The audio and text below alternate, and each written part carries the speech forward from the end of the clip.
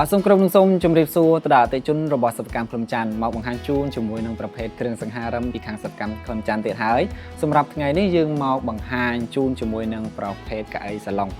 នេះដែលប្រភេទកៅអីសាឡុងនេះគឺស្រស់ស្អាតមែនទែនតែម្ដងបាទ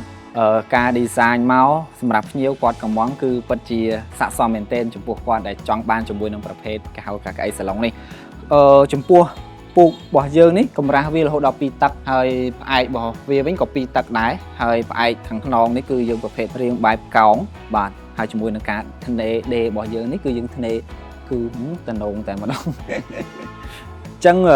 ចំពោះពូកគឺយើងប្រើប្រាស់ជាមួយនឹងអេប៉ុងលេខ1ខ្នងរបស់វាគឺយើងក៏ប្រើប្រភេទអេប៉ុងលេខ1ដែរហើយជាមួយនឹងសាច់ឈើរបស់យើងគឺយើងប្រើឈើខ្មែរបាទស្រស់ស្អាតហើយយើងធ្វើបែបលៀនចេញនៃឈើបែបនេះដើម្បីបង្កើននូវសោភ័ណភាពជាពិសេសបងដែលគាត់ចង់បានជាមួយនឹងប្រភេទកៅអីសាឡុងបែបទាន់សម័យបែបតាក់ទាញជាមួយនឹងប្រភេទunique ខ្លួនឯង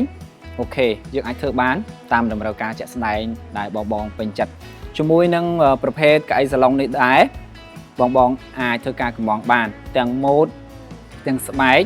ទាំងសាច់កណាត់ឬក៏ប្រភេទកាមញីជាមួយនឹងប្រភេទកៅអីសាឡុងនេះដែរគឺយើងប្រើប្រាស់ជាមួយនឹងសាច់ប្រភេទសាច់កណាត់តែប្រភេទរៀងប្រុយតិចណាមើលទៅគឺកាន់តែតាក់ទាញកាន់តែ premium ថែមទៀតអញ្ចឹងបងដែលចង់បានជាមួយនឹងប្រភេទសាឡុងកៅអីបែបនេះអាចជ្រើសរើសបាន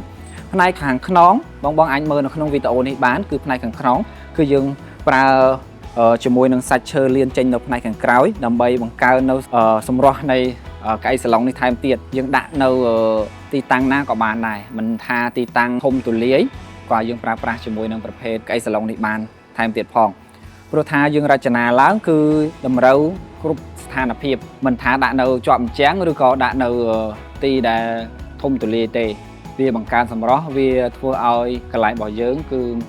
មានសោភ័ណភាពថែមទៀតចឹងចំពោះបងដែលចង់បានជាមួយនឹងប្រភេទកៅអីសាឡុងបែបនេះឬក៏ចង់បានជាមួយនឹងទម្រង់បែបណាឬចង់បានជាមួយនឹងការ design ខ្លួនឯងអាចជ្រើសរើសបានពីខាងសិប្បកម្មខ្លឹមច័ន្ទ